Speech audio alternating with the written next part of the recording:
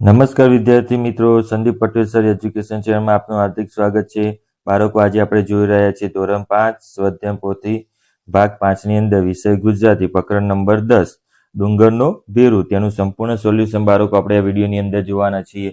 તો વિડીયો જોતા પહેલા મારી ચેનલને સબસ્ક્રાઇબ કરવાનું બાકી હોય તો સબસ્ક્રાઇબ કરો, બેલ આઇકન દબાવો, જેથી તમને રોજ નવા નવા વિડીયો નોટિફિકેશન મળતું રહે. અને મારો વિડીયો ગમે તો તેને લાઈક કરો, કોમેન્ટ કરો અને બીજા બાળકો સુધી તેને શેર કરો.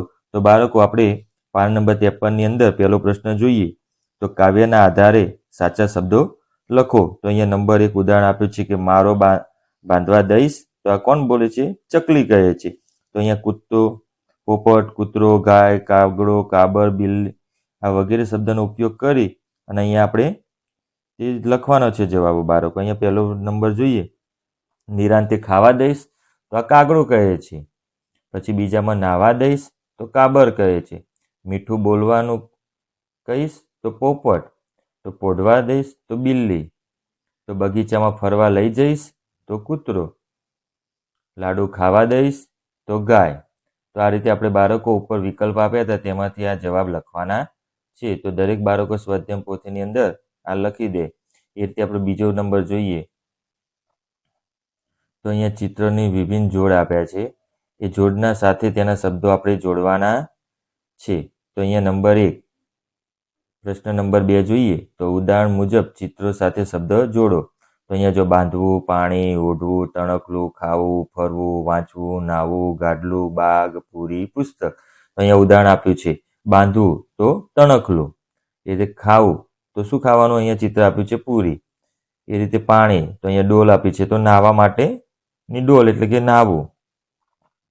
પછી એ રીતે ઓઢવું તો અહીંયા ગાડલું સામે શબ્દ આવશે. ફરવું તો બાગ એટલે કે બાગનું ચિત્ર એટલે બાગ.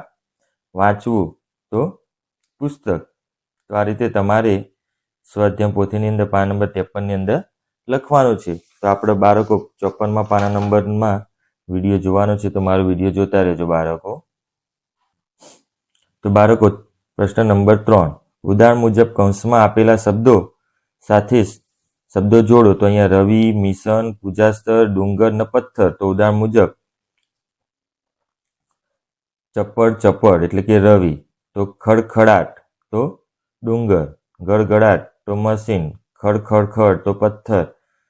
સખર ડખર તો પૂજાસ્તર. તો આ રીતે કૌંસમાં આપેલા શબ્દોને આપણે આની અંદર લખવાના છે બાળકો. તો તમારે સ્વાધ્યાય પોથીની અંદર પણ આ રીતે લખવાના છે. અહીંયા શું કીધું છે બાળકો? ચિત્ર જોઈ તેને લગતું એક એક વાક્ય શોધીને લખો એકમમાંથી, એટલે કે પાઠ્યપુસ્તકમાંથી જોઈને લખવાનું છે.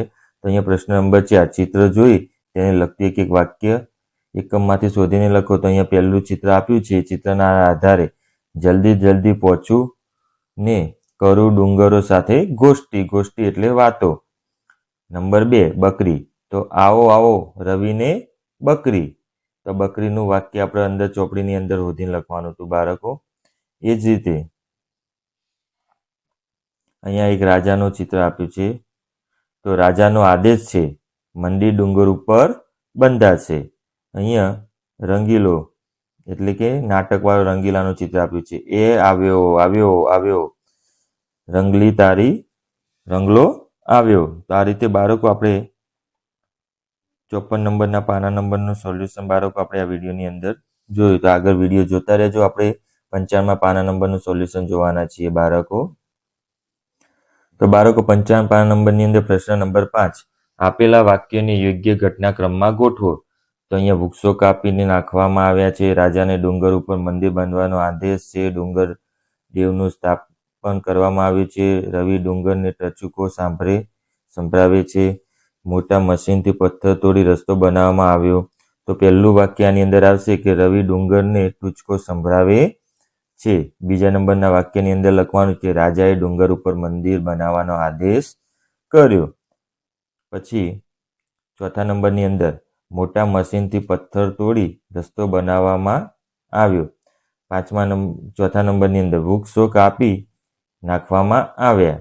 પાંચમા નંબરની અંદર ડુંગર દેવનું સ્થાપન કરવામાં આવ્યું. આ રીતે પ્રશ્ન નંબર 5નું સોલ્યુશન તમને આપવામાં આવ્યું છે.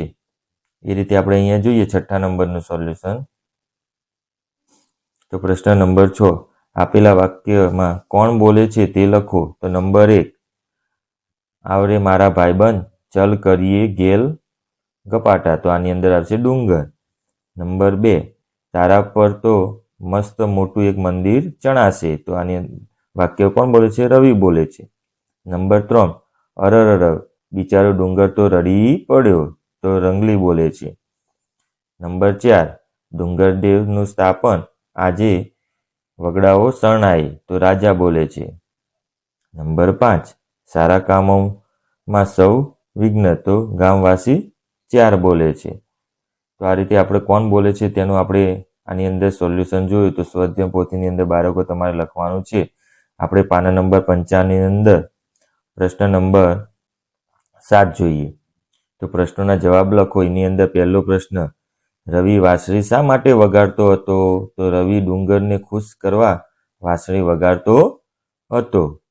નંબર 2, ડુંગરે પોતાની જાતને પથ્થરના ઢગલા શા માટે કહ્યો? તો ડુંગરે પોતાની જાતને પથ્થરનો ઢગલો કહ્યો કેમ કે તેનાથી તેનો મિત્ર રાય તેને મળવા નહીં આવે તો તે પથ્થરનો ઢગલો લાગશે.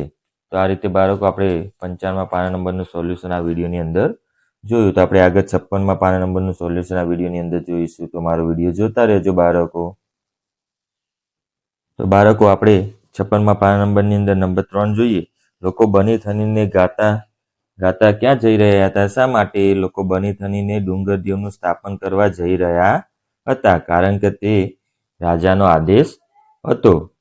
નંબર 4, મંદિરનું ઉદ્ઘાટન કેમ ન થયું? તો અચાનક ડુંગર હલતો લાગ્યો અને મંદિરમાંથી કોઈ રડવાનો અવાજ સાંભળ્યો, તેથી મંદિરનું ઉદ્ઘાટન ન થયું. નંબર 5, મંદિરના આંગણામાં રવિ અને બકરીની મૂર્તિઓ શા માટે મૂકવામાં આવી હતી? તો રવિ નિસ્વાર્થે ભક્તિ અને તેને પ્રેમની કદર કરવા માટે મંદિરના આંગણામાં તેની મૂર્તિઓ મૂકવામાં આવી હતી. તો આ રીતે બાળકો આપણે પ્રશ્ન નંબર 7નું સોલ્યુશન જોયું. તો એ રીતે પ્રશ્ન નંબર 8નું સોલ્યુશન જોઈએ. તો અહીંયા શું કીધું છે? પ્રશ્ન નંબર 8, નીચેના પાત્રો વિશે 3 વાક્યો લખો. તો નંબર 1, રવિ. તો રવિ એક નાનો અને માયાળુ ભરવાડનો છોકરો હતો. તે ખૂબ જ સુંદર અને મધુર વાંસળી વગાડતો હતો. તેની નિસ્વાર્થ ભક્તિના કારણે મંદિરમાં દેવ પ્રગટ થયા હતા. એ રીતે નંબર 2, ડુંગર રવિનો મિત્ર હતો. ડુંગરને રવિની વાંસળીના સૂર સાંભળી ગમતા હતા. અંતમાં ડુંગર ઉપર ભવ્ય મંદિર બન્યું અને તેના પવિત્ર ધામ બની ગયું. તો એ રીતે આપણે નંબર 3 જોઈએ. તો નંબર 3માં રાજા. તો રાજા ખૂબ જ પરોપકારી અને ધાર્મિક વૃત્તિના હતા. તેમણે ડુંગર ઉપર સુંદર અને ભવ્ય મંદિર બંધાવ્યું. રાજાએ રવિ જેવા છોકરાઓની ભક્તિને ઓળખી તેનું સન્માન કર્યું. તો બાળકો આજે આપણે જે જોયું ધોરણ 5 સ્વાધ્યાય પોથી ભાગ 5ની અંદર વિષય ગુજરાતી પ્રકરણ નંબર 10 ડુંગરનો બેરું, તેનું સંપૂર્ણ સોલ્યુશન બાળકો આપણે આ વિડીયોની અંદર જોયું. તો બાળકો તમને મારો વિડીયો ગમ્યો હોય તો મારી ચેનલને સબસ્ક્રાઈબ કરો, બેલ આઇકન દબાવો, જેથી તમને રોજ નવા વિડીયો નોટિફિકેશન મળતું રહે. આવજો બાળકો, આવતીકાલે ફરીથી મળીશું. Good night.